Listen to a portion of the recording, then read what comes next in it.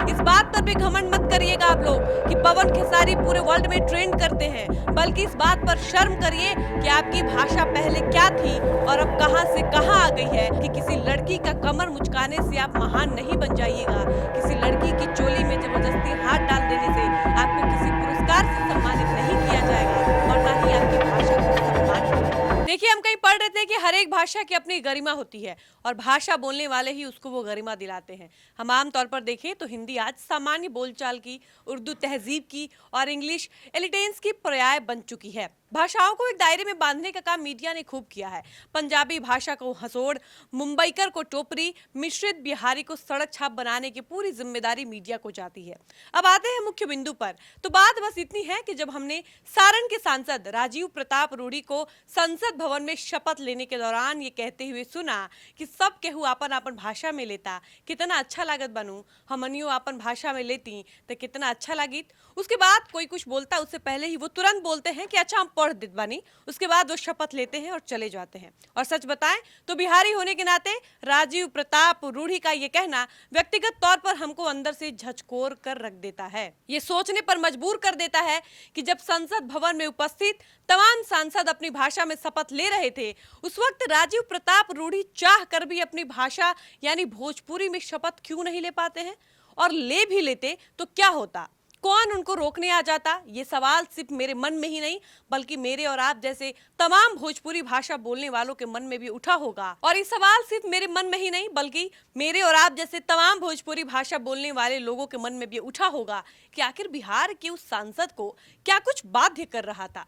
क्या मजबूरी थी कि वो अपनी बात भोजपुरी में तो रखते हैं, लेकिन शपथ वो हिंदी में ही लेते हैं? और हम जब इसके पीछे का कारण जानने की कोशिश किए तो पता चला कि ऐसा सिर्फ इसलिए हुआ क्योंकि राजीव प्रताप रूढ़ी जिस भाषा में शपथ लेना चाहते थे, वो भाषा संविधान की 8वीं अनुसूची में शामिल नहीं है। अब यहाँ दूसरा सवाल मेरे मन में ये उठा कि जिस भाषा का अपना समृद्ध इतिहास रहा है, जो भाषा इतनी प्यारी और मीठी है, जो भाषा सिर्फ देश में ही नहीं बल्कि विदेशों में भी बोली जाती है, जिस भाषा की फिल्में विदेशों में शूट हो रही हैं, जिस भाषा के गायक को देश के राष्ट्रपति द्रौपदी मुर्मू के हाथों संगीत नाटक अकादमी पुरस्कार से सम्मानित किया गया है, और भी ऐसे कई विशेषताओं के बावजूद भी इस भाषा को वो सम्मान, वो इज्जत क्यों नहीं मिल पाई कि ये भाषा आज तक 8वीं अनुसूची में शामिल करने के लायक नहीं समझा गया? ये सोचने वाली बात है कि आखिर क्यों नहीं राजीव प्रताप रूढ़ी संसद भवन में ये कह पाए कि हम राजीव प्रताप रूढ़ी लोकसभा के सदस्य निर्वाचित भइल बानी, ईश्वर के शपथ लेत बानी कि हम विधि द्वारा स्थापित संविधान के प्रति सच्ची श्रद्धा और निष्ठा रखब। क्या आपने कभी सोचा कि इसका जिम्मेदार आखिर कौन है? 24 घंटे का 1 घंटा भी आपने ये सोचने में लगाया कि आखिर इसके पीछे का सबसे बड़ा दोषी कौन है?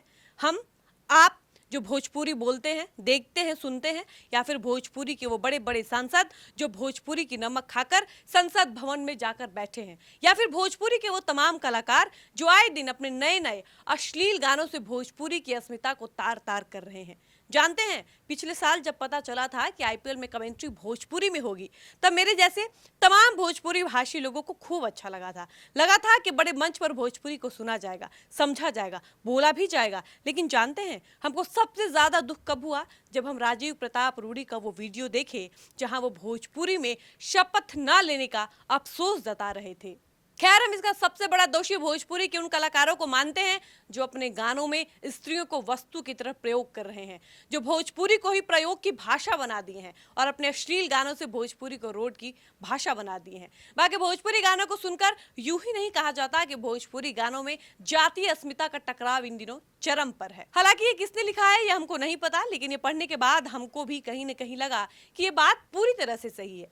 ये सही बात है कि भोजपुरी वो मीठी भाषा है जिसका अपना समृद्ध इतिहास रहा है, समृद्ध संस्कृति रही है, अपना साहित्य रहा है, और इसी भोजपुरी के एक से बढ़कर एक प्रतिष्ठित साहित्यकार भी रहे हैं। लेकिन अफसोस की बात यह है कि इतनी प्यारी और इतनी समृद्ध भाषा को हमने कामसूत्र की भाषा बना दिया है।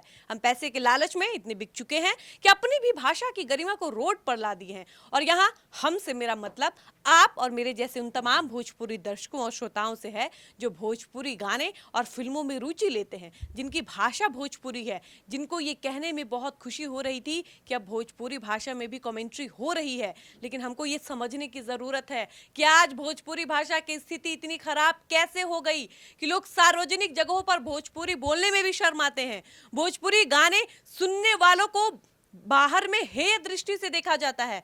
आप सोचिएगा, विचार करिएगा कि राजीव प्रताप रूडी का जो दर्द संसद भवन में दिखा था, छलका था, वो जायज था या नहीं। बाकी इस बात पर इतराने की कोई जरूरत नहीं है कि आपकी भाषा में कमेंट्री हो रही है। इस बात पर भी घमंड मत करिएगा आप लोग कि पवन खेसारी पूरे वर्ल्ड में ट्रेंड करते हैं, बल्कि इस बात पर शर्म करिए कि आपकी भाषा पहले क्या थी और अब कहां से कहां आ गई है। और आप मेरे जैसे तमाम भोजपुरी भाषी लोगों को यह समझने की जरूरत है कि किसी लड़की का कमर मुचकाने से आप महान नहीं बन जाइएगा। किसी लड़की की चोली में जबरदस्ती हाथ डाल देने से आपको किसी पुरस्कार से सम्मानित नहीं किया जाएगा और ना ही आपकी भाषा को सम्मान मिलेगा।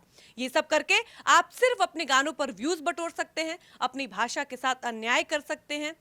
बाकी आप लोग ऐसे अश्लील गायकों के लिए क्या कुछ कहना चाहेंगे और आप इसका जिम्मेदार किसको मानते हैं कि भोजपुरी आज भी संविधान के 8वीं अनुसूची में शामिल क्यों नहीं हो पाई है? इस पर अपनी राय बताइएगा। वीडियो को समाप्त करते हैं, मिलते हैं नए वीडियो में। धन्यवाद।